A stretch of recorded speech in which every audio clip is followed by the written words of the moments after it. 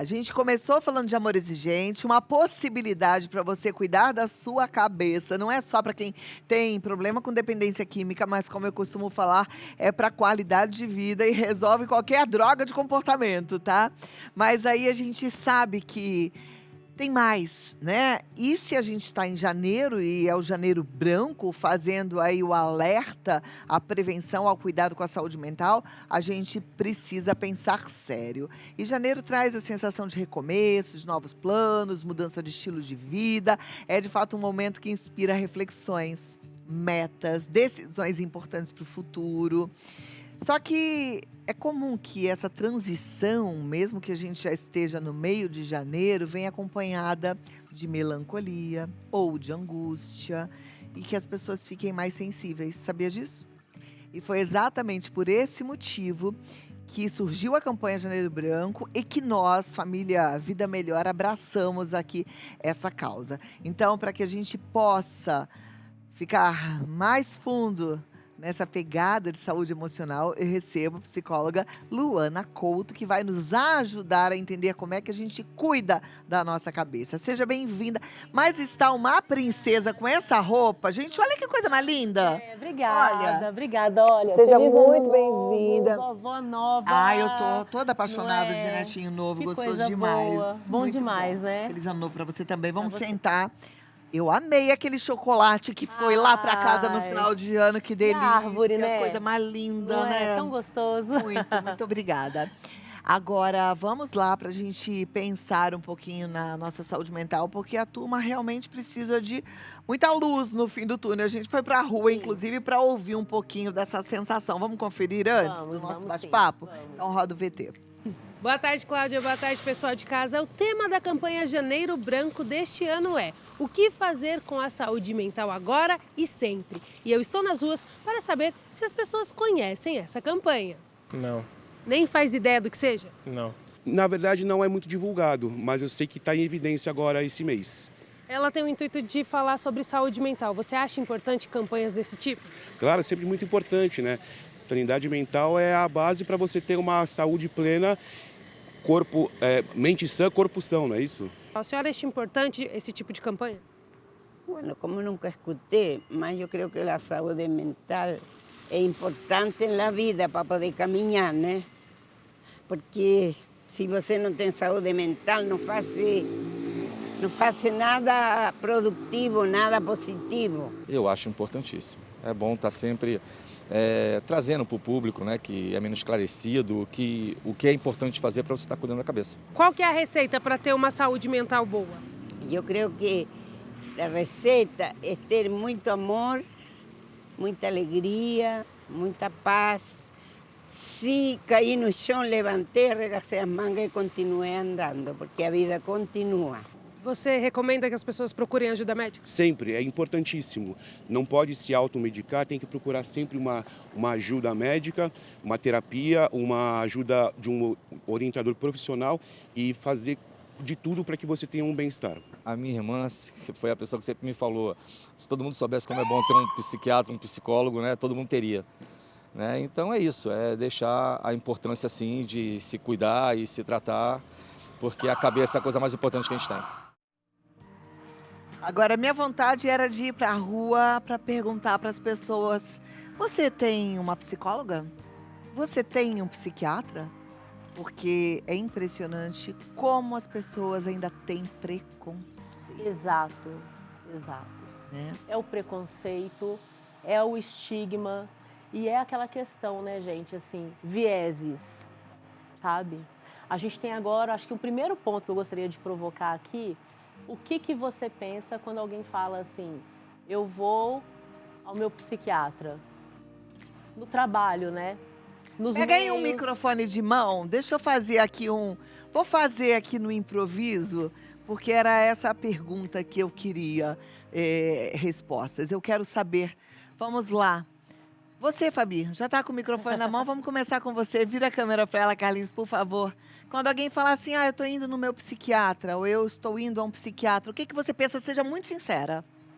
Eu penso que a pessoa está indo num dentista, no oftalmo. Nossa, como você é uma mulher esclarecida, evoluída, parabéns. Porque eu também passo no psiquiatra. E eu Show. tinha esse preconceito de falar. Porque minha mãe como é mais senhora, ela achava estranho, né? Mas por Aham. quê? Mas ela entendeu que todo mundo precisa. Todo mundo precisa. Agora, quem vai falar a real aqui? A Fabi tem uma experiência pessoal, mas tem gente que não tem essa experiência pessoal e que tem ainda preconceito. Alguém aqui tem algum tipo de achismo e não teria vergonha de contar? Ah lá. É. Quero ver. Vai falar, Fê? Ah lá, quem tem um certinho preconceito assim, agora vai ficar com vergonha depois dessa resposta sábia da Fabi, mas tem, né? Ah lá, eles estão falando que tem. Tem gente que fala, coisa de doido. Tô pensando que a pessoa tá maluca. Tá com depressão. Tá de frescura.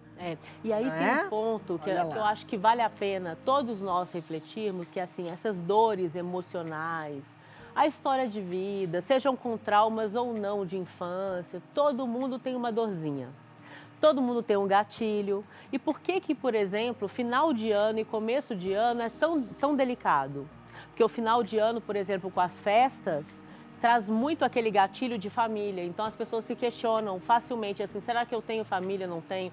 Pertencimento, então não é à toa que são datas muito perigosas no ponto de vista de autolesão, né? E quando chega começo de ano, muita gente começa já a falar assim, o que não deu certo ano passado? Os planos que eu preciso fazer, e já entra, inclusive, com uma dor em cima de dor, porque eu já estou com as dores que eu já tenho, já entram aqui metas que talvez a pessoa não vai conseguir colocar para rodar, né? Aquela comparação, aquela exigência, aquela cobrança e a sensação também de que é incapaz. Então, acho que o primeiro convite é, todos nós carregamos dores. A gente precisa de ajuda porque sozinho é difícil. A gente precisa de informação, porque sem informação, você que está aí na sua casa não consegue ajudar um familiar. Você, sem querer, às vezes, vai cair dentro desses vieses, né? E vai falar uma coisa que vai magoar, do tipo, você, numa hora de uma discussão, você é louca, você toma até remédio. Às vezes acontece isso, eu ouço, né? Eu vejo situações assim, você precisa até de psiquiatra, você tem até que, né? Então Isso em relacionamento conjugal é fácil de acontecer, né? Exatamente. Um acusa o outro. A gente não fala assim, olha, você não é atleta, você vai até na academia. A gente não fala isso, né? Mas facilmente pode falar de outra forma. Então a gente tem que naturalizar que essa dor, ela pertence a todos e que não faz sentido. No caso aqui, a Fabi falou pra gente sobre a experiência dela, né? E que a fez ficar empática, mas a gente também pode exercitar pensando assim, eu não preciso sentir a dor para que eu possa acolher o outro, sabe? Eu posso acolher o outro só pelo fato de saber que ele tem uma dor. Exatamente. E se você não tem uma dor, saiba que você é uma exceção. Que a Ninguém maioria tem. Não, todo mundo tem. Todo mundo tem, né? Tem jeito. Mesmo que seja um narcisista, a dor dele é do ego. O narcisista também tem dor. Ele provoca muita dor, né? Na verdade, né, ele pode ser insensível, mas ele tem uma questão do ego muito forte, né? Ele cria uma imagem que ele mesmo gostaria de ser e ele se depara no espelho com algo que ele não é. Então, o tempo todo ele está lutando para lidar com aquilo que para ele é muito complicado, que é a dor de não ser aquilo que ele gostaria. Então, por isso que às vezes tem esse mecanismo todo de muita crueldade, né? Perfeito. Você falou aqui de alguns pontos, né? E uma coisa que você falou que me chamou a atenção é a autocobrança num começo de ano, das pessoas falarem, e aí, eu vou conseguir realizar? O que vai ser? Esse ano vai ser igual ao ano passado? Ano passado, para mim, não foi bom. Eu estou começando um ano de novo, vai ser a mesma porcaria? Tem gente que está falando... Não, estou falando isso... Não, tem gente que está passando por isso. O que você, de que forma ajudaria a quem vai para o seu consultório, por exemplo, com esses questionamentos? Sabe que tem um termo chamado compaixão? Que antes eu, como psicóloga, achava que não era algo legal, que era algo meio que autoajuda, e não é. Ele é muito importante. Ele começa por um ponto que é de você se olhar, de você se valorizar, de você treinar, porque imagina só, nós somos muito exigentes conosco.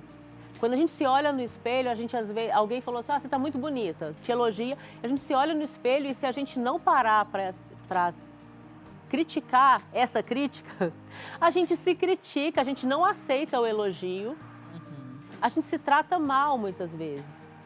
A gente não vai controlar o julgamento do outro, o comportamento do outro. Então, o primeiro passo começa com olharmos para nós e sermos muito mais, exercermos a compaixão conosco. Olhar para quem somos e começar a namorar quem somos. É um exercício difícil, porque ele parece ser simples. Não é um exercício de autoafirmação, não é você dizer, eu sou lindo demais, sou maravilhoso, não é se elogiar. É, de fato, começar a gostar de quem você é. E, a partir disso, entra um ponto também que é de exigir de você aquilo que você pode com o que você tem em mãos. Entende? Então, por exemplo, na maternidade, vamos pegar um exemplo aqui bacana, né? É muito comum da gente, no final do dia, parar e se você for para o automático, você começa a se culpar. Você fala assim, nossa, eu deixei de fazer isso. Ai, meu filho fez uma refeição fora do horário e a culpa é minha, eu sou uma mãe. E aí você começa. Então o ponto é assim, hoje foi um dia em que eu já acordei cansada porque minha noite foi mal dormida. Olha, que bom que eu estou lutando bastante com o que eu tenho em mãos, porque eu já comecei com um déficit. Eu estou dedicada, eu estou de olho, eu estou entregando o meu 100% para a maternidade, para o cuidado da família. E meu 100% não cobre tudo o que eu gostaria de ter feito, mas cobriu o que deu. Então, parabéns para mim. Quando você começa a fazer isso, você também daqui a pouco já não começa mais a exigir aquela lista inteira. Você começa a fazer uma lista mais realista. E ao fazer uma lista realista, você começa já a falar assim, olha o tanto de coisa que eu estou fazendo. Perfeito. Tá vendo? Olha o tanto de coisa que você está fazendo. Mas você ainda tem uma dor aí, se tem alguma coisa te incomodando, vamos fazer sessão de terapia em alguns minutinhos? Você pode correr lá no nosso Instagram e você pode contar de forma muito simples o que é que está doendo. Tenho certeza que a nossa psicóloga hoje vai te dar uma luz aí. Tem luz. Pode mandar no meu também que eu ajudo. Manda lá, Vida Melhor Oficial, e eu volto já já e vamos fazer isso ao vivo aqui com a psicóloga Luana Couto. Daqui a pouquinho eu tô de volta. Vamos lá de volta agora com uma missão quase que impossível, que é fazer terapia ao vivo em poucos minutos. Vamos lá, vamos colocar na tela aí as questões, né? Às vezes você tem alguma coisa que está te incomodando, algo que você precisa entender melhor. A Brenda, por exemplo, diz, estou me cobrando muito desde que meu bebê nasceu. Quero parar de ter pensamentos repetitivos sobre o que não deu certo e seguir em frente. Bom, aqui, qual que é o nome? Brenda. Brenda, querida, parabéns pelo seu bebê, né? Parabéns. Olha, ser mãe é algo assim que ninguém contou pra mim, pelo menos, até que eu tivesse meu bebê. É que a gente toma, eu falo que é um atropelamento, parece que foi um caminhão. Só que você não morre nesse atropelamento, você levanta e tá lá com o bebê no colo, né? E precisa descobrir quem é esse bebê, porque você tá ali estabelecendo uma relação onde ele vai te mostrar os caminhos, né? Porque não é bem assim, o curso, nenhum curso, nada te prepara para a maternidade. O que ajuda? A presença de uma rede de apoio que te mostre amor, compreensão, aconchego. Às vezes é um chazinho em forma de amor, é aquele abraço, é aquela mãozinha no ombro, né? E aqui o ponto é o seguinte, pensamentos repetitivos sobre o que não deu certo. O que não deu certo, você vai olhar para aquelas situações e pensar assim, naquele momento eu não tinha ferramentas para resolver isso. Não deu certo porque não tinha como resolver. Então, eu me despeço e agradeço. O que eu posso aprender deles? Tem algo? Tem uma lição? Às vezes a gente consegue tirar uma lição. E tem vezes que nessa questão que você está aqui amamentando, cuidando da criança, não dá tempo de pensar, tá? Essa é uma realidade também. Ninguém conta para nós mães. Se não está dando tempo de pensar, só agradeça e fala assim, olha, daqui para frente é o que eu consigo olhar e fazer algo diferente. Porque aqui, por que está em repetição? Porque você não consegue mudar. Está em repetição porque está te demandando algo, só que já passou. Então, o melhor a fazer é, olha, eu me despeço e daqui para frente é que eu posso. E foca na relação com seu filho. Tente entender que sinais que ele te dá do que funciona e do que não funciona. Perfeito. Brenda, parabéns. Deus te abençoe. Muita sabedoria e força. Próxima, Silvana Vieira. Por que será que às vezes fazemos planejamento de algo e passam os dias e não conseguimos colocar em prática? Isso dá uma sensação de frustração. Pode ter a ver, Silvana, com a questão da quantidade de atividades que você lista e pode ter a ver também com o seguinte: às vezes a gente fica pensando assim, olha, eu tenho que fazer isso e eu só vou entender que é sucesso quando tiver finalizado e às vezes pode ser uma atividade muito complexa. Tente fragmentar uma atividade maior e estabelecer como meta não a atividade, mas como meta a sua dedicação. Então, por exemplo, quero fazer academia e emagrecer. Não coloque como meta emagrecer. Coloque como meta sua dedicação. Então, eu vou treinar. Mas não coloque treinar 7 vezes por semana. Coloque 2. Fui à academia e fiz o treino de meia hora. Estabeleça uma meta que você consiga começar e fazer. E aí você vai falar assim, olha, que legal, consegui fazer, ir lá e fazer a minha parte. Eu estou cuidando de mim. Só o fato de você executar aquilo que você consegue, planejou e que depende de você, que é ir à academia, você vai produzir dopamina, que é uma resposta que vai te dar motivação para fazer o próximo passo. E você vai parabenizar no seu cérebro, não o resultado final, que é o emagrecer, mas parabenizar o seu esforço. E isso vai te dar mais motivação ainda. Perfeito. Parabenizar o esforço. E parabenizar o processo, não necessariamente o resultado final. Perfeito. Como é que a gente faz para pegar mais leve com a gente mesmo? Isso é uma forma. Parabenizando processos. Parabenizando a sua execução. Então, por exemplo, olha, eu estou cuidando de mim. Todos os dias eu faço algo para cuidar de mim. Eu faço o meu melhor, eu faço o que dá. Exatamente. Então, por exemplo, olha, se você toma um chá todo dia, monta uma mesa bonitinha com o que você tem em casa, põe uma florzinha e toma seu chá e fala, é para mim. Como se você estivesse servindo para uma pessoa muito importante. E é importante. E fale assim, isso aqui é para mim. Olha, vai lá e tica e fala assim, ó, fiz uma atividade para mim hoje. À medida em que você vai fazendo coisas para você, você vai se sentindo melhor, mais importante. Obrigada, Silvana, pela sua participação. Próxima, Franciele de Souza. Boa tarde, parabéns, equipe, pela pauta. Como lidar com relacionamento abusivo e tóxico com um narcisista? Bom, Franciele, aqui eu acho que a primeira coisa é, se você chegou a essa conclusão, é o afastamento. Mas eu trago também um alerta que hoje tem tantos conteúdos na internet que as pessoas estão facilmente... Vamos lá, Cláudia, você tem mais de 30 anos de casada. Em uma relação saudável, você tem conflitos. Com certeza. Tem momentos de desacertos, tem momentos... Então, hoje está muito fácil das pessoas, quando tem uma fala desacertada, uma acusação, uma discussão, falar assim, você é narcisista, você é tóxico. Cuidado com os carimbos. Olha, você é manipulador, de repente é o seu cônjuge tentando falar o seguinte, olha, a gente tem que construir um projeto junto. Ele está puxando algo e você está chamando de manipulador. Então, eu não estou aqui defendendo, eu não conheço o caso.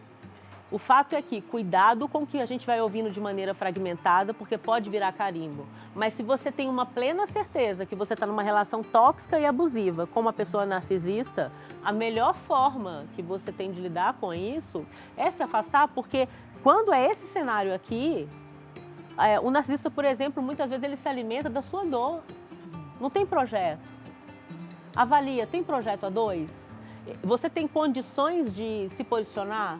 Você tem condições de falar assim, olha, peraí, isso aqui eu não gostei, vamos mudar a rota? Se isso não existe, rompe. Mas se tem, vale a pena trazer para uma discussão, de repente buscar ajuda especializada de terapeutas para casais, né? Esse apoio. Cuidar de você, né? Alimentar a sua saúde mental. Exatamente. Nada muda se você não mudar. Daniela Souza, boa tarde. Como não deixar os comentários desagradáveis estragar o nosso dia? Bom, primeira coisa, fortalecer quem você é. Quanto mais você sabe quem você é, menos comentários externos vão mudar essa realidade. É óbvio que uma ofensa, até quando você está muito forte com as suas verdades, com as suas certezas, quando existe um ataque, isso te enfraquece. Porque você fica chateado, a gente não a gente não tem como você não sentir isso. Mas a diferença é que isso não vai destruir a sua raiz, né? Todos nós já passamos por algum tipo de ataque, alguma coisa que fere, que machuca. Só que quando você sabe muito bem quem você é, você sabe muito bem para que você está no mundo, o seu projeto, isso não vai arrastar na sua vida, né?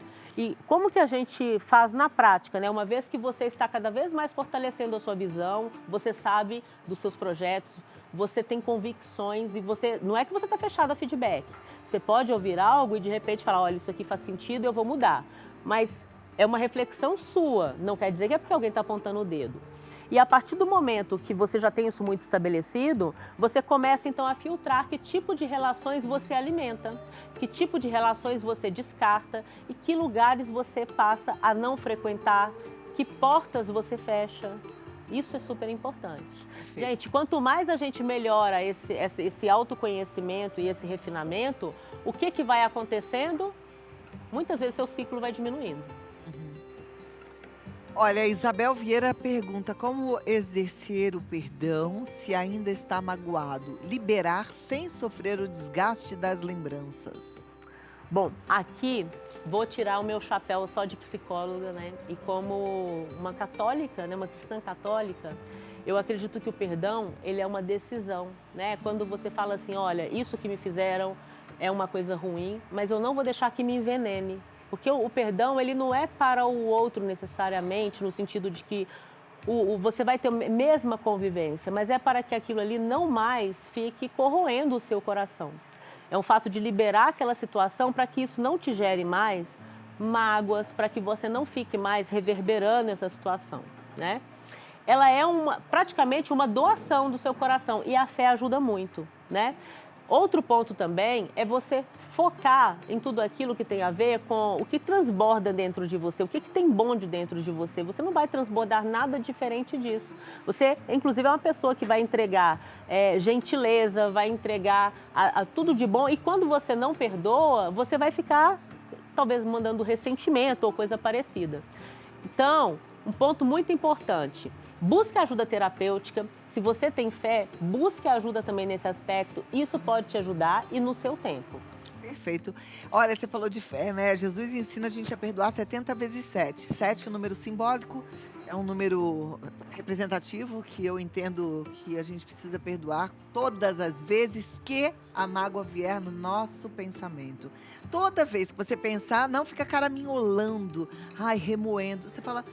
Perdoo, em nome de Jesus. Está perdoado, em nome de Jesus. Está perdoado, está perdoado, está perdoado. E vai deixando, deixa ir. Passam tantos pensamentos na nossa cabeça, a gente escolhe o que é que a gente vai caraminholar, o que a gente vai reter, né? Então, com a mágoa, faz a mesma coisa. Entrega, perdoa e se protege, né? Beatriz Souza, Cláudia, tenho 15 anos e vou começar a terapia essa semana. É minha meta para 2025. Me sinto muito feliz por ter conseguido falar normalmente para minha família que gostaria de fazer terapia, já que era considerado coisa de doido antes. Que coisa linda! Que coisa Beatriz, linda, parabéns. Também fico feliz porque com 15 anos você vai começar a fazer terapia, você vai virar uma grande mulher, eu tenho certeza disso. Com certeza. E na fase da adolescência é tão importante. Se é, né? Que bom. Muito. Para lidar com as amizades, para fazer boas escolhas, para lidar com os dilemas. Para saber quem se é, né? Exatamente. Quem você é e para enxergar o seu verdadeiro valor. Exato. Luana, uma delícia recebê-la. Muito obrigada. Amém, obrigada. Tá bom? Olha, luanacouto.psioficial lá no Instagram, luanacouto.psioficial. Tem um podcast que é o psi.upodcast e o WhatsApp 11969140164. Muito obrigada. Obrigada a você e a todo mundo. Até. Obrigada, gente. Boa tarde.